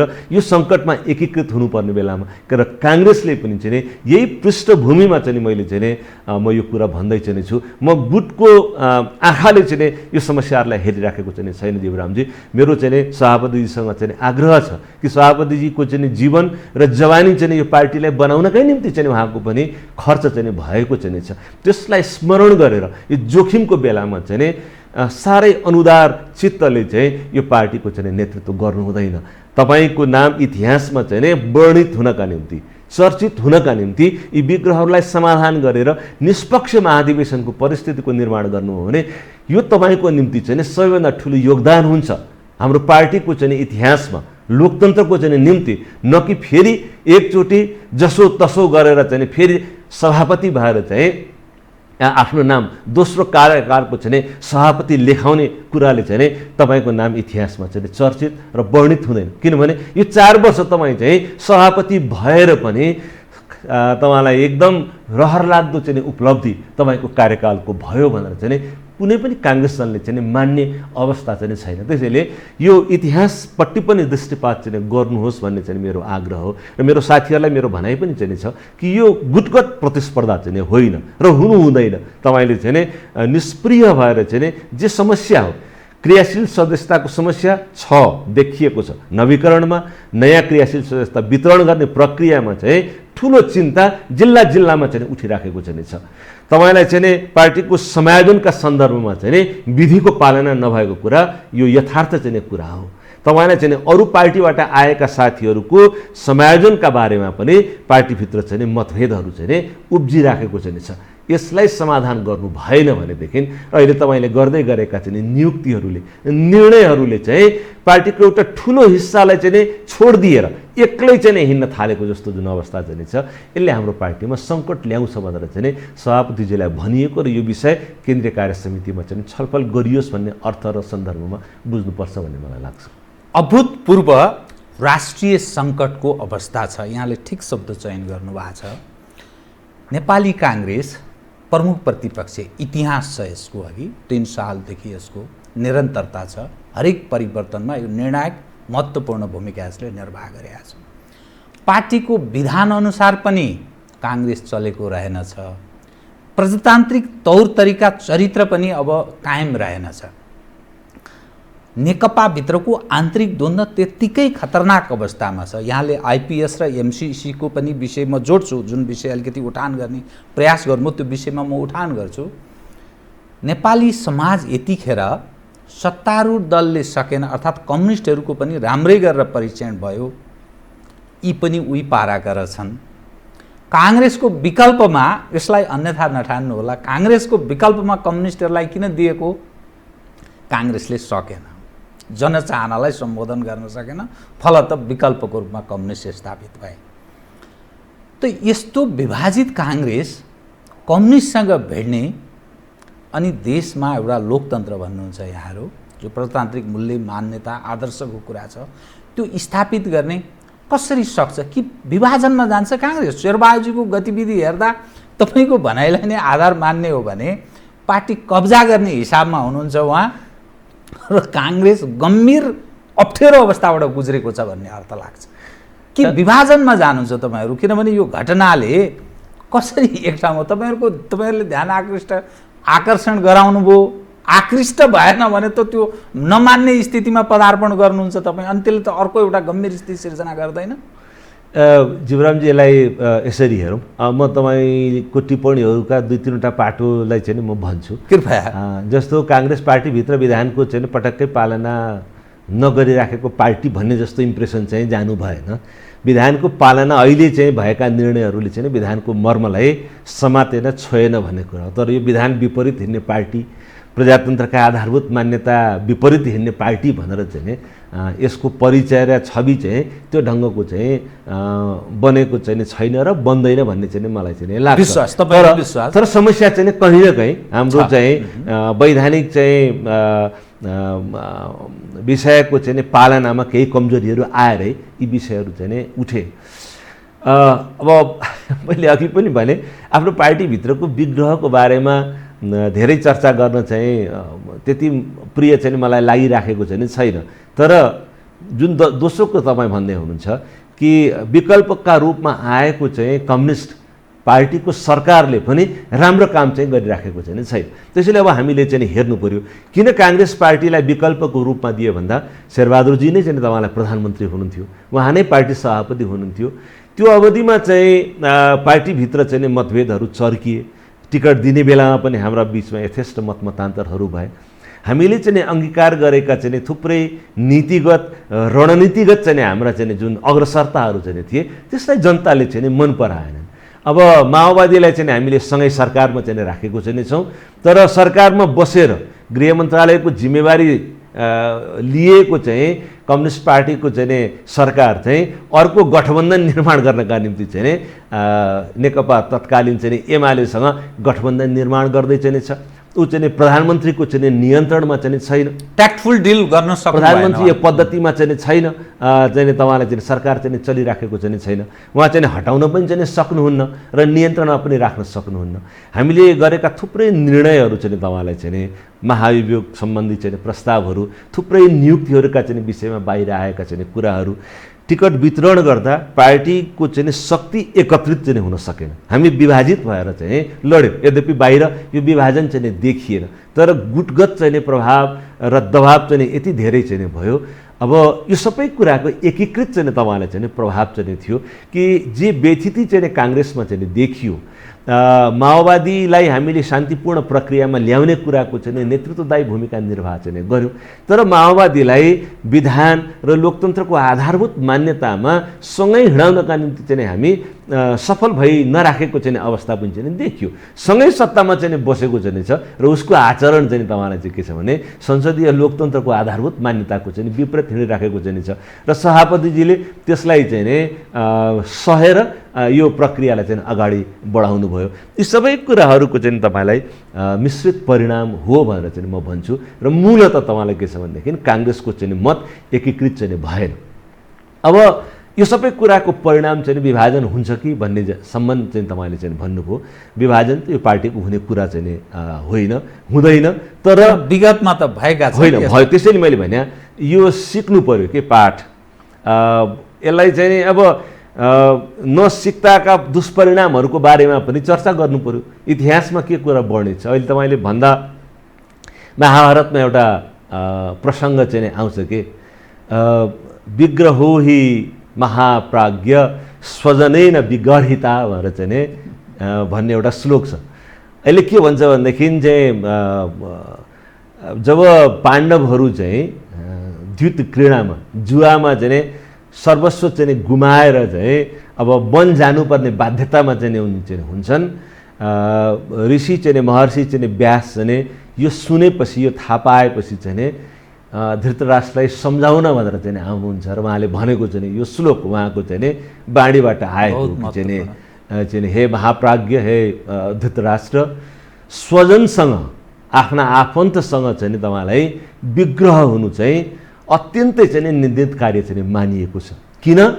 यसले चाहिँ अधर्मलाई पनि चाहिँ निम्त्याउँछ र यसले चाहिँ अपयसलाई पनि चाहिँ निम्त्याउँछ। आज हामी त्यही ठाउँमा चाहिँ छ। हेर्नुहोस्, हाम्रो पार्टीभित्र चाहिँ विग्रह हुँदा अपयस पनि चाहिँ बढ्छ। हामीले चाहिँ हाम्रो क्षमता चाहिँ तपाईँलाई चाहिँ खण्डित भएर चाहिँ जान्छ। नगर यो काम भनेर चाहिँ व्यासले सम्झाउँदा धृतराष्ट्रले चाहिँ बडो निरीह भएर चाहिँ भन्छन् तपाईँले भनेको कुरा चाहिँ ठिक हो, तर के गर्नु, मेरो चाहिँ अत्यन्त हठी पुत्र दुर्योधन यो कुरा मान्दैन। त्यही बेलामा चाहिँ अर्का एउटा बडो प्रखर चाहिँ महर्षि मैत्रेय भन्ने महर्षि पनि चाहिँ आउनुहुन्छ र चाहिँ धृतराष्ट्रलाई चाहिँ व्यासले भन्नुहुन्छ कि यो ऋषि महर्षि मैत्रेयलाई पनि आग्रह गर तिम्रो छोरालाई चाहिँ सम्झाउनका निम्ति, तर उनले चाहिँ मान्दैनन्। दुर्योधनले चाहिँ त्यो कुरा मैत्रेयको पनि भनाइ चाहिँ मान्दैनन्, व्यासको भनाइ पनि मान्दैनन् र युद्धतर्फ चाहिँ जान्छ। र इतिहासबाट चाहिँ सिक्नुपर्ने, विग्रह भयो स्वजनहरूका माझमा भने चाहिँ धेरै ठुलो दुर्घटना हुन्छ, अपयसको यो कारण हुन्छ। त्यसैले म बारम्बार यो म भनिराखेको चाहिँ छु, हाम्रो पार्टी पनि चाहिँ विभाजित भएको चाहिँ पार्टी हो। अब त्यसको एउटा पात्र चाहिँ शेरबहादुरजी पनि हुनुहुन्थ्यो। हामीले चाहिँ विभाजन रोक्नका निम्ति थुप्रै यत्न गऱ्यौँ, हामी धेरै साथीहरूको समूह चाहिँ थियो, तर कहीँ न कहीँ यो विभाजित भएर हामी चाहिँ यो पीडा चाहिँ हामीहरूले भोगेको चाहिँ कुरा हाम्रो स्मृतिमा चाहिँ छ। यो घटना फेरि दोहोरिनु हुँदैन भन्ने चेतना चाहिँ काङ्ग्रेस पङ्क्तिभित्र चाहिँ छ। त्यसैले कसरी रोक्ने त यो कुरा? यो खालि हामीले प्रार्थना गरेर चाहिँ हाम्रो पार्टीको विभाजन चाहिँ रोकिन्छ? हामीले विधिमा हिँड्दा मात्रै, असहमत हुने पक्षलाई पनि विधानलाई टेकेर निर्णय गरिएको छ भनेदेखि चित्त बुझाउने चाहिँ ठाउँ हुन्छ। तर विधान नटेकिकन, विधिको पालना नगरिकन बलपूर्वक चाहिँ निर्णय गरियो, मसँग सत्ता र अधिकार छ भनेर चाहिँ निर्णय गरियो भनेदेखि त्यसले चाहिँ विभाजनसम्म चाहिँ पुर्याउन सक्ने सम्भावना चाहिँ हुन्छ। म आशा गर्छु यो परिस्थिति हाम्रो पार्टीमा चाहिँ आउँदैन, हामी यसबाट चाहिँ निस्किन्छौँ। र मैले अघि पनि भने यी सबै कुराहरू चाहिँ हामी पार्टी सभापतिसँग चाहिँ आम्ने सामने बसेर चाहिँ केन्द्रीय कार्य समितिमा छलफल गर्न चाहन्छौँ र उहाँको चित्त बुझाउँछौँ। र हामी सबैको एउटा मात्र उद्देश्य शेरबहादुरजीको चाहिँ हाम्रो पार्टी सभापतिजी आदरणीय शेरबहादुरजीको निम्ति पनि, कीर्तिको, उहाँको यशको निम्ति पनि चाहिँ के छ भनेदेखि विधानसम्मत तरिकाले, निष्पक्ष तरिकाले चाहिँ महाधिवेशन सम्पन्न गरेर चाहिँ नयाँ नेतृत्वको चयन गर्ने, नीतिहरूमा कहीँ परिमार्जन गर्नुपर्ने आवश्यकता छ भने नीतिहरूमा चाहिँ परिमार्जन चाहिँ गर्ने, हाम्रो चाहिँ साङ्गठनिक चाहिँ गतिशीलताका निम्ति चाहिँ सङ्गठनलाई चलायमान गराउनका निम्ति चाहिँ कार्यक्रम, देशैभरिका साथीहरूको उपस्थितिमा चाहिँ सङ्गठन परिचालनका कार्यक्रम तय गर्ने 3वटा चाहिँ जुन कार्यभार चाहिँ छ महाधिवेशनको, त्यसलाई पुरा गर्नेपट्टि जानुपर्दछ। यो त भयो परम्परागत महाधिवेशन। यो चाहिँ अभूतपूर्व सङ्कटले निम्ति आएको अभूतपूर्व समयमा चाहिँ छौँ हामी। कोभिड मात्र मैले भनिनँ, कोभिड भने मैले अर्थतन्त्रको सङ्कट भने, यो संविधानको संरक्षण हुन सक्छ कि सक्दैन र हाम्रो राष्ट्रको अस्मितासँग जोडिएको सङ्कटको बेलामा यो विषयमा बहस नगरिकन काङ्ग्रेसको महाधिवेशन चाहिँ सम्पन्न हुन सक्दछ र यो अभूतपूर्व चाहिँ जुन सङ्कट म देखाइराखेको छु अन्तर्राष्ट्रिय सम्बन्धमा, यो संविधानको पालनामा, यो संविधानलाई चाहिँ टेकेर सरकारले चाहिँ जनतालाई पुर्याउनु पर्ने, जगाउनु पर्ने आशा, लोकतन्त्रको चाहिँ मर्यादाको रक्षा गर्ने, अर्थतन्त्रको चाहिँ तपाईँलाई संरक्षण र प्रवर्धन गर्नुपर्ने जुन जिम्मेवारी चाहिँ छ, यो समस्यालाई सम्बोधन गर्ने नेताको खोजी चाहिँ काङ्ग्रेसको महाधिवेशनमा चाहिँ गर्नुपर्ने हो। यो घटनाप्रति निरपेक्ष भएर चाहिँ शेरबहादुरजीको ठाउँमा अर्को चाहिँ कुनै व्यक्तिको चाहिँ चयन, रामचन्द्रजी अथवा चाहिँ अर्को कुनै व्यक्ति आउने चाहिँ विषय मात्रै चाहिँ महाधिवेशनको एजेन्डा हो र यो महाधिवेशनको एजेन्डा चाहिँ राष्ट्रको अगाडि देखिएको यो चुनौतीलाई सम्बोधन गर्न सक्ने नेताको खोजी हो। किनभनेदेखि काङ्ग्रेसको चाहिँ भूमिका चाहिँ राष्ट्रिय राजनीतिसँग जोडिएको चाहिँ छ, लोकतन्त्रसँग जोडिएको छ, संवैधानिक लोकतन्त्रसँग जोडिएको चाहिँ छ। आज तपाईँलाई चाहिँ सर्वोच्च अदालतको निर्णयमा तपाईँलाई के छ भनेदेखि कन्स्टिट्युसनल मोरालिटीको, संवैधानिक चाहिँ नैतिकताको चाहिँ विषय आइराखेको छ। त्यो भनेको त हामीले यसलाई बडो गम्भीरतापूर्वक चाहिँ लियौँ कि संविधानमा लेखिएका अक्षरलाई टेकेर मात्र होइन, यो संविधानको दिशा के हो, यसको चाहिँ भावना र मूल मर्म के हो, त्यसलाई टेकेर जस्टिस चाहिँ प्रदान गर्ने चाहिँ कुरा उठिराखेको चाहिँ छ। अहिले चाहिँ सर्वोच्च अदालतको न्यायाधीशको भर्डिक्टमा चाहिँ कन्स्टिट्युसनल चाहिँ मोरालिटीको कुराहरू आइरहेको छ। यसले चाहिँ राजनीतिक कर्मीहरूलाई चाहिँ न्याय सम्पादन गर्न बसेको चाहिँ तपाईँलाई चाहिँ न्यायमूर्तिहरूलाई पनि चाहिँ एउटा यो चाहिँ रिसेन्ट डेभलपमेन्ट ग्लोबली चाहिँ तपाईँलाई के छ भनेदेखि अक्षरहरूमा चाहिँ गएर चाहिँ होइन, यो संविधानको दिशा, यसको चाहिँ भावना, यसले चाहिँ समेट्न खोजेको चाहिँ विषयलाई चाहिँ हेरेर चाहिँ निर्णय गर भन्ने चाहिँ बहस आइरहेको छ। हाम्रो नागरिक चेतनामा यी बहसहरू चाहिँ उठिराखेको चाहिँ बेलामा हामीले चाहिँ परम्परागत ढङ्गका चाहिँ समूह र गुट बनाएर अङ्क गणितले एउटा नेताले अर्कोलाई विस्थापित गरेर त्यो कुर्सीमा गएर बस्ने चाहिँ महाधिवेशन मात्रै बन्न सक्दछ काङ्ग्रेसको यो महाधिवेशन? त्यो किमार्थ बन्न सक्दैन। कस्तो महत्त्वपूर्ण, कति महत्त्वपूर्ण तपाईँले हुन त एज अ एङ्कर कन्भिन्स हुनु हुँदैन भनेर भनिन्छ, तर तपाईँको कुरासँग म विमति होइन कन्भिन्स हुँदै गइरहेको छु।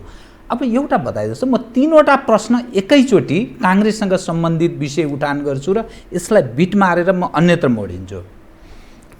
काङ्ग्रेसको महाधिवेशन कहिले गर्ने, एक नेतृत्व तपाईँले यो सारा जो च्यालेन्जहरू छन्, यो अभूतपूर्व राष्ट्रिय सङ्कटमा छ मुलुक भन्नुभयो र नयाँ नेतृत्वमा प्रवेश गर्नुपर्छ भनेर भन्नु, आशय तपाईँको त्यही छ। नयाँ नेतृत्व भनेको के?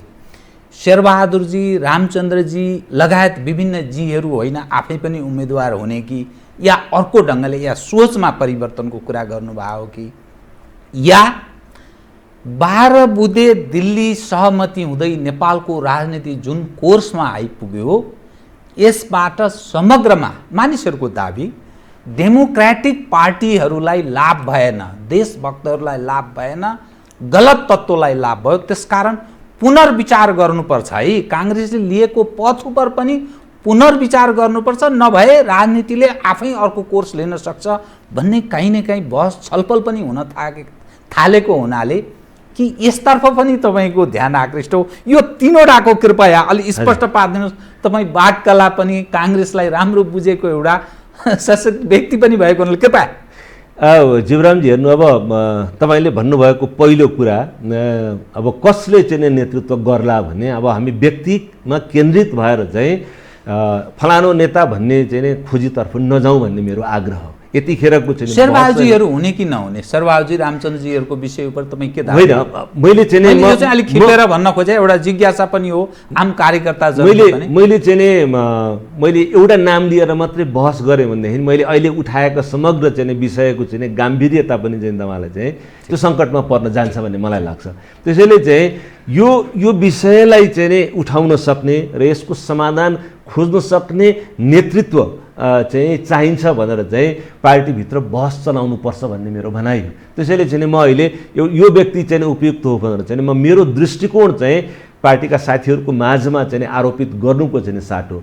म स्वयंले आफ्नो भूमिका बारेमा पनि म चाहिँ फलानो पदको दावेदार हुँ भनेर भन्नुको चाहिँ साटो। मेरो यतिखेर चाहिँ कर्तव्य चाहिँ के हो भने म देशभरिका महाधिवेशन प्रतिनिधि चाहिँ साथीहरूलाई, पार्टीका चाहिँ प्रबुद्ध चाहिँ समर्थक चाहिँ साथीहरू, बुद्धिजीवी साथीहरूलाई चाहिँ कुन सङ्कटमा चाहिँ छ देश र नेतृत्व चयनको आधारहरू चाहिँ के हो, यो चाहिँ परम्परागत चाहिँ अङ्क गणितीय चाहिँ मिलानको चाहिँ महाधिवेशन चाहिँ हुन सक्दैन।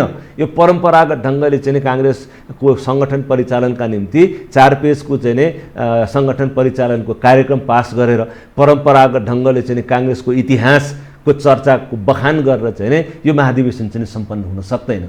यो अभूतपूर्व सङ्कटलाई सम्बोधन गर्न सक्ने विचार, यसलाई चाहिँ सम्बोधन गर्न सक्ने एउटा विश्वसनीय नेतृत्वको चाहिँ खोजी काङ्ग्रेस पङ्क्तिले चाहिँ आफूभित्रबाट चाहिँ गर्नुपर्दछ र त्यो बाटोतर्फ जानका निम्ति चाहिँ पहिलो चरणमा चाहिँ यो निष्पक्ष चाहिँ महाधिवेशनको, विग्रहरहित चाहिँ महाधिवेशनको, गुटको लडाइँ चाहिँ भयो भनेदेखि मैले भनेका सबै विषयहरू चाहिँ छोपिन्छन्। गुटगत राजनीति भनेको चाहिँ एक किसिमको दासता हो। हेर्नुहोस्, गुटको बन्धनमा परिसके पछाडि तपाईँले आफ्नो चाहिँ मौलिक चाहिँ विचारहरू, तपाईँको हृदयमा लागेको चाहिँ भावनाहरू पनि अभिव्यक्त गर्न सक्नुहुन्न। तपाईँले चाहिँ मेरो गुटको साथीहरूले चाहिँ के भन्छन् भनेर तपाईँले त्यो गुटको कुरा चाहिँ जब बोल्न थाल्नुहुन्छ तपाईँको स्वतन्त्रता अपहरित हुन्छ, गुटको चाहिँ दासत्वमा चाहिँ बाँधिन्छ चाहिँ मान्छे। त्यसैले यो पार्टी र यसको कार्यकर्ता चाहिँ गुटको आँखाबाट चाहिँ यी समस्याहरूलाई चाहिँ हेर्नु हुँदैन भन्ने लाग्छ। र मेरो भूमिका पनि यतिखेर के हो भनेदेखि म यो मेजर एजेन्डाहरूमा चाहिँ पार्टीका चाहिँ साथीहरूको बहस चाहिँ जाओस्।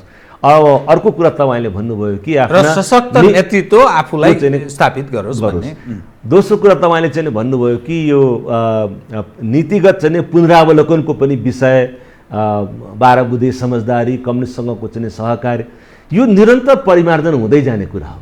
म के परिमार्जनको त्यो एउटा प्रष्ट चाहिँ विषय के देख्छु भनेदेखि कम्युनिस्टहरूसँगको चाहिँ हाम्रो चाहिँ सम्बन्ध अब हामीले फेरि चाहिँ शान्ति प्रक्रियाको बेलामा माओवादीहरूलाई चाहिँ शान्ति प्रक्रियामा ल्याउनका निम्ति गिर्जाबाबुले चाहिँ जुन अग्रसरता लिनुभयो,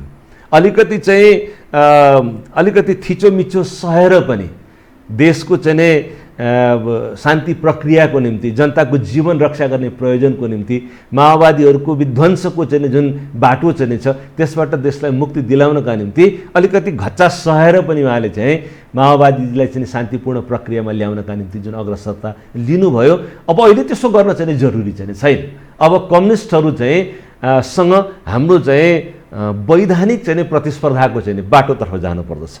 अब काङ्ग्रेसले चाहिँ एउटा न एउटा कम्युनिस्ट गुटको आड लिएर सत्तामा जान्छु भन्ने चाहिँ बाटोतर्फ हामीले सोच्यौँ भनेदेखि चाहिँ फेरि हामीले चाहिँ बाटो चाहिँ बिराउँछौँ। त्यसैले चाहिँ अब के भयो भनेदेखि संविधान छ, यो संविधानको भावना, यसको मर्मको व्याख्या गर्ने कुरामा दुविधा जन्मिन थालेको चाहिँ छ। अहिले नेकपाको नेतृत्व पङ्क्तिले चाहिँ तपाईँलाई चाहिँ संविधानको आफू खुसी व्याख्या गर्दै हुनुहुन्छ। सम्मान्य प्रधानमन्त्रीजीले संवैधानिक परिषद जस्तो संस्थालाई प्रधानमन्त्रीको चाहिँ तपाईँले निजी निर्णय गर्ने चाहिँ थलो बनाउने चाहिँ काम हुन थाल्यो कि भन्ने मलाई चाहिँ चिन्ता चाहिँ छ। मैले यो विषयमा प्रधानमन्त्रीजीको पनि ध्यान आकर्षण गराएको थिएँ जब अघिल्लोचोटि उहाँले अध्यादेशको माध्यमबाट संवैधानिक परिषदको संरचनालाई परिवर्तन गर्ने र यहाँ चाहिँ नि प्रधानमन्त्रीजीको नेतृत्वमा बहुमत पुगिसके पछाडि विपक्षी दलको नेता नभए पनि हुने, प्रधान न्यायाधीशको उपस्थिति नभए पनि हुने, सभामुखको उपस्थिति नभइकन पनि निर्णय गर्न सक्ने ठाउँमा पुर्याउने गरी चाहिँ अध्यादेश जुन प्रस्तावित गर्नुभएको चाहिँ थियो, सम्मान्य प्रधानमन्त्रीजीको माइन्डसेट, उहाँको मनोविज्ञानलाई चाहिँ त्यसले प्रतिनिधित्व गर्दछ।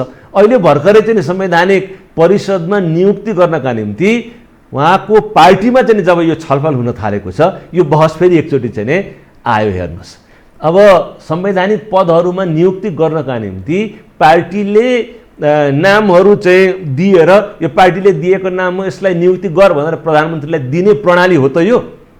जबकि प्रधानमन्त्री एक्लैले पनि निर्णय गर्ने चाहिँ यो संवैधानिक संरचना होइन। यहाँ प्रधानमन्त्री, प्रधान न्यायाधीश जो चाहिँ न्यायपालिकाको चाहिँ प्रमुख हुनुहुन्छ, सभामुख जो चाहिँ व्यवस्थापिकाको प्रमुख हुनुहुन्छ, त्यति मात्रले नपुगेर चाहिँ विपक्षी दलको नेता, यो चाहिँ बहुमत प्राप्त प्रधानमन्त्रीले एक्लै गर्ने निर्णयहरू चाहिँ होइनन् भनेर चाहिँ गरेको संवैधानिक व्यवस्थालाई मिचेर चाहिँ तपाईँलाई के छ भनेदेखि अब एउटा पार्टी, सत्तारूढ पार्टी, हामीले दिएका नामहरूको रोस्टर मध्येबाट चाहिँ चयन गर्ने बाटोतर्फ लैजाने, अब यसको चाहिँ विकृत चाहिँ व्याख्या संविधानको चाहिँ हुन थाल्यो।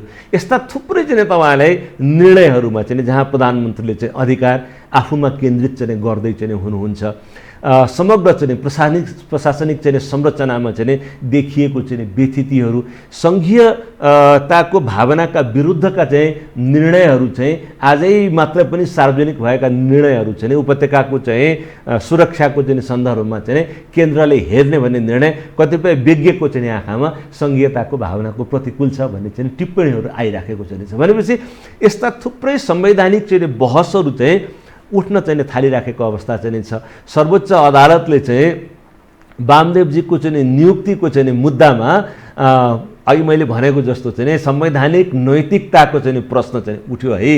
अब यो चाहिँ तपाईँलाई सदस्यको चाहिँ योग्यता सम्बन्धी चाहिँ विषय उठिसकेपछि यो चाहिँ संवैधानिक इजलासले चाहिँ निर्णय गर्नुपर्ने र यो चाहिँ समग्रतामा कन्स्टिट्युसनल मोरालिटीमा टेकेर निर्णय गर्नुपर्ने चाहिँ विषय भनेर चाहिँ गम्भीर संवैधानिक चाहिँ डिबेटको चाहिँ चरणमा चाहिँ देश पसेको चाहिँ जुन अवस्था चाहिँ छ, यो सबै कुरा चाहिँ हेर्दा मलाई के लाग्छ भनेदेखि चाहिँ हाम्रो पार्टीले चाहिँ यो सङ्कटबाट चाहिँ जोगिने प्रयोजनको निम्ति पनि कम्युनिस्ट पार्टीले गर्दै गरेको व्यवहारलाई हेरेर चाहिँ हामीले एउटा स्वस्थ प्रतिस्पर्धाको चाहिँ बाटो, काङ्ग्रेसले आफूलाई लोकतन्त्रको आधारभूत मान्यतामा टेकेर सत्तामा भए पनि नभए पनि सत्तामा जानका निम्ति अस्वाभाविक सम्झौता नगरिकन हामीले थुप्रै ठाउँमा माओवादीका उम्मेदवारहरूका निम्ति चाहिँ ठाउँहरू चाहिँ खुला हामीले छोडिदियौँ। त्यसको पीडा आजसम्म हामी चाहिँ ती जिल्लाहरूमा चाहिँ बेहोरिराखेको चाहिँ अवस्था चाहिँ छ।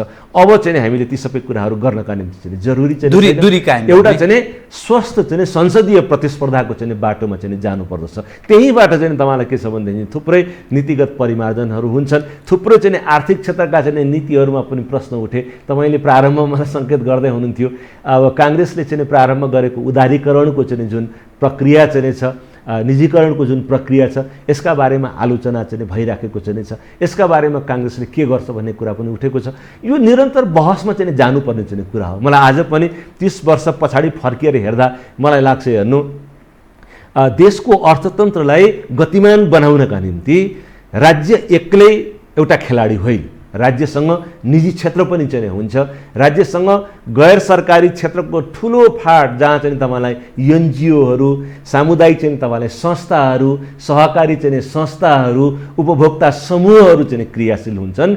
ती सबैका निम्ति चाहिँ एउटा ठाउँ फराकिलो बनाउनु पर्ने हुन्छ। काङ्ग्रेसले अवलम्बन गरेको उदारीकरणको चाहिँ नीति पञ्चायतको कालखण्डमा राज्यले एक्लैले नियन्त्रण गरिराखेको, सञ्चार क्षेत्र राज्यले एक्लै नियन्त्रण गरेको, उद्योग र व्यापारको क्षेत्र राज्यले नियन्त्रण गरेको, विदेशी मुद्राको क्षेत्र चाहिँ राज्यले चाहिँ नियन्त्रण गरेको, तपाईँलाई हवाई यातायातको क्षेत्र चाहिँ नियन्त्रण चाहिँ गरेको, टेलिफोनमा चाहिँ मन्त्रीको तोक लाग्ने चाहिँ चरणबाट हामीले प्रतिस्पर्धाबाट चाहिँ यो सबै फाँटमा चाहिँ देशको निजी क्षेत्रको चाहिँ प्रतिभा, उसको पुँजी, उसको व्यवस्थापनको चाहिँ सिप आओस् र अनावश्यक तवरले चाहिँ राज्य जहाँ संलग्न चाहिँ छ जुत्ता बनाएर बसिराखेको चाहिँ छ। निजी क्षेत्रले बनाउन सक्दैन र जुत्ता। आज चाहिँ बाँसवारी छाला जुत्ता कारखाना निजीकरण भयो, त्यसको चाहिँ केही चाहिँ तपाईँलाई मसिनहरू चाहिँ निजी क्षेत्रलाई बेचियो। त्यो जमिन त त्यहीँ छ, अहिले त्यो जमिनमा चाहिँ त्यत्रो ठुलो अस्पताल आएको छ र अहिले करिब चाहिँ नेपालको जुत्ता उद्योग चाहिँ आत्मनिर्भर हुने ठाउँसम्म चाहिँ यो पुग्दै चाहिँ गइराखेको चाहिँ अवस्था चाहिँ छ हैन। त्यसैले चाहिँ तपाईँलाई इटा कारखाना चाहिँ तपाईँलाई निजीकरण चाहिँ भयो। त्यसबाट चाहिँ के इटाको क्षेत्रमा सङ्कट आएको चाहिँ छ? मानिसहरूले लागेको आरोप तपाईँहरूमाथि के हो भने यो पनि तपाईँले जवाब दिनुभयो, ठिकै गर्नुभयो। मित्र राष्ट्रहरूले नेपाली नागरिकका लागि, नेपाल देशका लागि रोजगारी र थप कामका लागि सिर्जना गरिदिएको कौडीको मूल्यमा बेचियो। वर्ल्ड ब्याङ्कको अर्थात् IMF को यी विभिन्न उयोहरूको निर्देशनमा काम गर्यो भन्ने एक खाले आक्षेप छ। तर यो विषय त्यसलाई पनि म भनिहालौँ अनि अर्को विषयमा म कार्यक्रमको ठिक अन्त्यमा आएँ कि यो तपाईँले जोड्न सक्नुहुन्छ। ठिक अन्त्यमा हजुर तपाईले एउटा IPS को उदाहरण दिनुभयो, कुरा गर्नुभयो। कतिपय देशहरू संलग्न हुन थालेको, अमेरिकीहरूको सँगको सामिप्यताको कुरा गर्नुभयो, चीनको क्रियाशीलताको पनि कुरा गर्नुभयो। हामी कहाँ यतिखेर MCC को विषयले नेपाल कम्युनिस्ट पार्टी नेकपा ठ्याक्कै विभाजित मनस्थितिमा छ। यसको भविष्य के रहने र अमेरिकीहरूको आगमनसँगै नेपालले कतै न कतै त्यो संलग्न हुने अर्थात् IPS सँग समीप हुने, MCC लाई प्रवेश गराउने विषयसँगै चिनियाहरूको त्यो क्रियाशीलता, एग्रेसिभ उपस्थिति माथि फेरि मानिसहरू त्यसो हुँदा हाम्रो राष्ट्रियता के हुने, हाम्रो मुलुकको भविष्य के रहने भन्ने प्रश्न पनि यसको अलिकति स्पष्ट पारिदिनुहोस्। एकदम छोटकरी म कार्यक्रमको ठिक अन्त्यमा आएँ। कृपया यो दुवै विषय तपाईँमाथि एउटा आक्षेप छ, कौडीको मूल्यमा हाम्रा उद्योगहरू सफाया गरिदिनु भयो र त्यसमा तपाईँ पनि अछुतो रहनु भएन। मलाई लाग्छ त्यो अलिकति नबुझेर अथवा पूर्वाग्रहपूर्वक चाहिँ गरिएको। जे निजीकरण भएको छ ती पारदर्शी ढङ्गले भएको निर्णय हो। बितेको चाहिँ अब झन्डै 30 वर्ष चाहिँ हुन थाल्यो। अब मैले पहिलोचोटि अर्थमन्त्रीको जिम्मेवारी सम्हालेको बेलादेखि हेर्दा मैले अघि पनि भने त्यसको सैद्धान्तिक चाहिँ अवधारणा के थियो भने राज्यले चाहिँ तपाईँलाई अप्रतिस्पर्धालाई चाहिँ बढावा नदिकन मूल्यमा चाहिँ हस्तक्षेप गरेर सीमित रोजगारी मात्रै जागृत गरेर चाहिँ त्यो क्षेत्रमा अन्य निजी क्षेत्रको लगानी प्रवर्धनको सम्भावना चाहिँ रोकेर उद्योग चलाउनुको चाहिँ साटो त्यहाँबाट चाहिँ निस्किएको पुँजी तपाईलाई चाहिँ र साधन स्रोतहरू चाहिँ ग्रामीण क्षेत्रमा स्कुल खोल्नका निम्ति, स्वास्थ्य चौकी खोल्नका निम्ति, खानेपानीको प्रयोजनको निम्ति, ग्रामीण क्षेत्रमा यातायातको क्षेत्रमा लगानी गर्नका निम्ति चाहिँ सरकारी साधन स्रोतहरू झिक्नुपर्छ भन्ने चाहिँ अभिप्रायले र यो चाहिँ तपाईँलाई के छ भनेदेखि एउटा न्यायपूर्ण समाज बनाउने, समतामूलक समाज बनाउने ढङ्गले। त्यसैले चाहिँ जुत्ता बनाउने क्षेत्रबाट सरकारले आफ्नो संलग्नता झिक्दा जुत्ता बनाउने क्षेत्रमा आज रोजगारी घटेको छ कि बढेको छ त्यो पो हेर्नुपर्ने हो त जीवरामजी। इटा बनाउने क्षेत्रबाट चाहिँ तपाईँले चाहिँ आफ्नो एउटा फ्याक्ट्रीबाट चाहिँ दुईटा फ्याक्ट्रीबाट आफ्नो संलग्नता झिक्दा ती क्षेत्रमा चाहिँ निजी क्षेत्रका लगानीहरू आएर रोजगारी, प्रविधि, पुँजी सरकारलाई बुझाउने चाहिँ ट्याक्सको चाहिँ मात्रा घटेको छ र हामी चाहिँ ती क्षेत्रमा चाहिँ तपाईँलाई चाहिँ झन्डै आत्मनिर्भर हुने ठाउँ। अहिले इटा कारखानाको चाहिँ हाहाकार भएर इटाको चाहिँ काठमाडौँमा चाहिँ निर्माणका कामहरू रोकिएका चाहिँ छन् कि चाहिँ तिनले तीव्रता पाएका चाहिँ छन्। त्यसैले चाहिँ यो एउटा गलत पर्सेप्सन चाहिँ हो। तर पनि यसमा चाहिँ तपाईँलाई चाहिँ के छ भनेदेखि हामीले लगातार चाहिँ परिमार्जन गर्ने ढङ्गले निजीकरणको प्रक्रियालाई कुन हदसम्म कसरी गर्ने प्रक्रियाका बारेमा चाहिँ तपाईँलाई चाहिँ रिभ्यू गर्ने कुरामा चाहिँ मेरो चाहिँ विमति चाहिँ छैन। अब तपाईँलाई म दोस्रो कुरामा चाहिँ आउँछु हेर्नु। अब यो विषयमा चाहिँ म त्यति जानकार भएर अथेन्टिकली मैले यो विषयमा चाहिँ आफ्ना धारणाहरू राख्नुपर्ने चरणमा म आफूलाई पाउँदिनँ। यो विषयमा चाहिँ सरकारले जे जति आलोचना MCC को बारेमा उठेको चाहिँ छ त्यसलाई सदनको माध्यमबाट देशले सुन्ने गरी सारा आलोचनाहरूको चित्त बुझ्दो जवाफ दिने काम चाहिँ यो चाहिँ सरकारले गर्नुपर्ने हो। दुर्भाग्य सरकारको चाहिँ असक्षमता म भन्छु, प्रधानमन्त्रीजीको निरीहता म भन्छु, सम्बन्धित मन्त्रीजीको चाहिँ निरीहतामा चाहिँ म भन्छु। यो विषयलाई उहाँहरूले चाहिँ पार्टीको मतभेदको चाहिँ एजेन्डा बनाउनु भएको चाहिँ छ, जुन विषयलाई सारा देशले संसदको माध्यमबाट जान्नुपर्ने सरकारको धारणा के हो, कसरी थाहा पाउने चाहिँ जनताले कि आलोचनाहरू यी उठेका चाहिँ छन् र सरकारको चाहिँ उचित चाहिँ जसलाई समग्र यसका पक्षहरूको बारेमा जानकारी चाहिँ छ, के गोपनीय सहमति चाहिँ छ, के पारदर्शी सहमति हो, अहिले उठेका चाहिँ तपाईँलाई आलोचनाहरूमा कति सत्यता छ र कति भ्रम हो, कति चाहिँ तपाईँलाई चाहिँ असत्य कुराहरू प्रचारमा छन् भन्ने कुरा सरकार र प्रधानमन्त्रीले भन्नुपर्ने होइन र यो कुरा यो विषयलाई चाहिँ नभनेर चाहिँ उहाँहरूले चाहिँ धेरै ठुलो भ्रम सिर्जना गरिराख्नु भएको चाहिँ छ। त्यसैले यो गलत हो। म केवल यति मात्र म भन्छु, हेर्नुहोस्, सम्माननीय प्रधानमन्त्रीजीकै अग्रसरतामा नेपाल सरकारले चाहिँ BRI-मा जाने पनि निर्णय चाहिँ गर्यो। हामीले चाहिँ चीनसँग पनि यस्तै ढङ्गको चाहिँ सम्झौता चाहिँ गरेको चाहिँ छौँ, जसले चाहिँ ऊर्जाको क्षेत्रमा र पूर्वाधारको क्षेत्रमा ऋण चीनबाट हामीले BRI-बाट पाउने भनेको चाहिँ ऋणको चाहिँ तपाईँलाई चाहिँ सहयोग हो। अब न त्यतापट्टि चीनसँगको चाहिँ BRI चाहिँ सम्झौताको प्रक्रिया अगाडि बढेको चाहिँ छ, न तपाईँलाई MCC-ले चाहिँ अनुदानको रूपमा दिन्छु भनेर भनेको चाहिँ 50औं अर्बभन्दा चाहिँ 55-60 अर्बको चाहिँ अनुदानको प्रक्रिया अगाडि बढेको छ। के कुरालाई देखाएर? IPS-लाई देखाएर। मैले अघि पनि भने IPS-मा चाहिँ हेर्छु, मलाई व्यक्तिगत रूपमा के लाग्छ भनेदेखि यो अनुदानको चाहिँ रकम केवल विकास सहायताको निम्ति विद्युत प्राधिकरणले, ऊर्जा मन्त्रालयले आफ्नो प्राथमिकतामा तय गरेका चाहिँ केही दीर्घकालीन कार्ययोजनाहरू चाहिँ छन्। सुदूर पश्चिमाञ्चलमा उत्पादन हुने जलविद्युत आयोजनाहरू प्रसारण लाइन चाहिँ विकसित गरेर हिन्दुस्तानको बरेली भन्ने ठाउँबाट चाहिँ कसरी हिन्दुस्तानमा बिक्री वितरण गर्ने, मध्यमाञ्चलका चाहिँ नदीनालाहरूबाट उत्पादित चाहिँ बिजुलीहरू चाहिँ लखनऊको चाहिँ ग्रिडबाट कसरी जाने, यहाँ चाहिँ तपाईँलाई चाहिँ गोरखपुरको चाहिँ ग्रिडबाट चाहिँ यो चाहिँ त्रिशुलीबाट, मर्स्याङ्गदीबाट, कालीगण्डकीबाट चाहिँ उत्पादन हुने बिजुली कसरी जाने, मुजफ्फरपुरको चाहिँ क्षेत्रबाट कसरी हिन्दुस्तानको बजारमा जाने र बङ्गलादेशसम्म पुर्याउने भन्ने चलिराखेको छ। त्यति मात्र होइन, विद्युत प्राधिकरणले केरुङको बाटोबाट चाहिँ तपाईँलाई तिब्बतसम्म कसरी चाहिँ विद्युत पुर्याउने भन्ने पनि जुन कार्ययोजना बनाएको छ त्यसको अङ्गलाई मद्दत गर्नका निम्ति चाहिँ तपाईँलाई चाहिँ यो चाहिँ बुटवलबाट चाहिँ यो विद्युत प्रसारण लाइनको चाहिँ जुन अवधारणा चाहिँ आएको छ यो अनुदानको रूपमा आएको चाहिँ छ। यसमा चाहिँ तपाईँलाई केही गोप्य अब सैन्य गठबन्धनमा जाने कुरा त कहीँ हामीले सार्वजनिक भएको दस्तावेजमा पढेको चाहिँ छैनौँ। भित्र कतै केही छ लुकेको छ भन्ने त राज्यले भन्नुपर्ने कुरा हो, सरकार स्पष्ट होस्। त्यसकारण चाहिँ यो चाहिँ तपाईँलाई विकाससँग आएको कुरालाई अब हामीले न चीनसँगको BRI-को प्रक्रियालाई अगाडि बढाएको चाहिँ छौँ। कबीरदासको चाहिँ एउटा दोहा छ कि यो लौकिक र पारलौकिक परमार्थ र चाहिँ यो संसारको चाहिँ दुविधामा चाहिँ एउटा भक्त चाहिँ पर्यो भनेदेखि कुन बाटो जाने भन्यो भने न चाहिँ न माया दुविधामे पढे न माया मिली न राम भनेर भन्छ नि, त्यस्तो जस्तो अवस्था छ। अस्ति गएको मईमा BRI-को चाहिँ सम्झौताको अवधि सकियो, केही पनि महत्त्वपूर्ण काम सम्पन्न नगरिकन केवल त्यसमा के लेखिएको चाहिँ थियो भनेदेखि दुवै पक्षले सम्झौता चाहिँ रिन्यू गरेनन् भनेदेखि त्यो नवीकरण हुन्छ भनेको हुनाले त्यो नवीकरण चाहिँ भयो।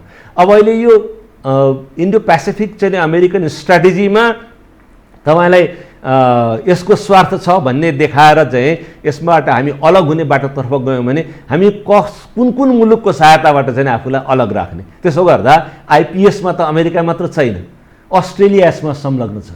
अब हामी के गर्छौँ? जापान उसको चाहिँ स्ट्राटेजिक चाहिँ पार्टनर हो, जापानसँगको सहयोगले हामी के गर्छौँ? दक्षिण कोरिया यसमा संलग्न चाहिँ छ, उसँगको सहयोगले हामी के गर्छौँ? अमेरिकाले हिन्दुस्तानलाई चाहिँ 1.3 बिलियनको चाहिँ देश, हिन्दुस्तानको डेमोक्रेसी हाम्रो स्ट्राटेजिक चाहिँ पार्टनर हो भनेर चाहिँ भनिराखेको छ। हिन्दुस्तानसँगको सहयोगले हामी के गर्छौँ? त्यसैले हेर्नु, जहाँसम्म विकास सहायताका निम्ति आउने रकम छ त्यो हदसम्म मात्रै हामीले स्वीकार गर्ने हो। हामीले अमेरिकाको चाहिँ सैन्य रणनीतिको किमार्थ हामी हिस्सेदार हुन्नौँ भनेर भन्न सक्ने चाहिँ आँट भएको चाहिँ प्रधानमन्त्री र नेताले चाहिँ यो कुरालाई, यो भ्रमलाई सहजै निवारण गर्न सक्नुहुन्छ, गरिराख्नु भएको चाहिँ छैन। म आश्चर्य मान्छु। अमेरिकी सैनिक चाहिँ यहाँ भित्रिने, अरू कुनै मुलुकको सैनिक यहाँ भित्रिने, चिनिया सैनिक भित्रिने, हिन्दुस्तानी सैनिक भित्रिने ढङ्गको चाहिँ सोच, व्यवहार र सम्झौता किमार्थ नेपालका निम्ति चाहिँ स्वीकार्य चाहिँ हुँदैन। तर चाहिँ भ्रम अस्पष्ट चाहिँ कुराहरूमा चाहिँ राखेर आफ्नै पार्टीभित्रको झगडा चाहिँ बनाइराख्नु भएको छ बितेको चाहिँ 2-2.5 वर्षदेखि र सारा देशलाई चाहिँ विभाजित चाहिँ बनाइराख्नु भएको चाहिँ छ। यो सरकारले गरेको एउटा चाहिँ अक्षम्य चाहिँ गल्ती हो भन्ने चाहिँ म मान्दछु। हस्, यहाँसँग अरू पनि कुरा गर्न चाहन्थे तर समयले चाहिँ हामीलाई साथ दिएन। हस्, धन्यवाद छ यहाँ। धेरै धेरै धन्यवाद। आदरणीय दर्शकवृन्द, उहाँ हुनुहुन्थ्यो महेश आचार्य, नेपाली काङ्ग्रेसका नेता, समसामयिक विषयलाई केन्द्रमा राखेर गरिएको कुराकानी। म सहित मेरो सम्पूर्ण युनिटलाई कार्यक्रमबाट बिदा दिनुहोस्, तर यो हो टेलिभिजन, हेर्दै रहनुहोला। नमस्कार।